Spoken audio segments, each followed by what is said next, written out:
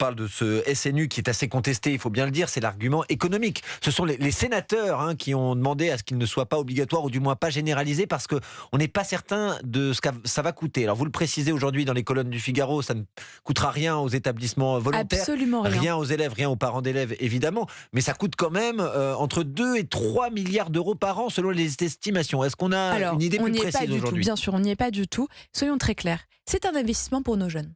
Est-ce que c'est important de faire que notre jeunesse, elle soit, elle ait le goût de l'autre, le goût de la France? Pour moi, c'est important et ce n'est pas un gros mot que En de dire admettant que ça ne rapporte pas transmettre. le succès escompté, vous aviez fixé, je crois, pour objectif 50 000 volontaires l'année dernière, il n'y en a eu que 30 000 par exemple.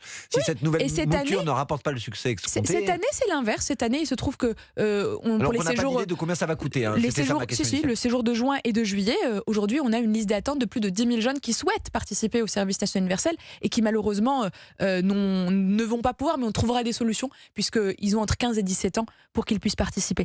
C'est un vrai succès parce qu'il devient de plus en plus populaire, parce que les parents le découvrent. Et c'est pour ça que nous souhaitons permettre cette opportunité dans les écoles et les établissements. Si une école a le goût de la mémoire ou encore le goût du sport, alors ça le permettra de sensibiliser d'autres familles qui naturellement n'iraient pas vers ça. Et pour répondre au coût, moi je n'utiliserai pas le mot coût parce que quand on met 1 euro pour notre jeunesse, on investit.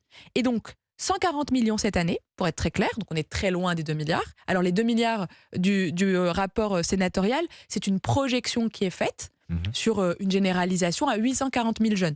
Vous voyez bien que nous y sommes pas. Si on a 840 000, vous seriez contente quand même. 840 000, ça veut dire que 100% des jeunes de 16 ans sont venus faire le SNU. Mais J'en serais je très suppose heureuse. que c'est l'objectif, puisque vous avez choisi de l'intégrer au cursus scolaire. J'en serais très heureuse et j'en serais heureuse pour la France d'abord.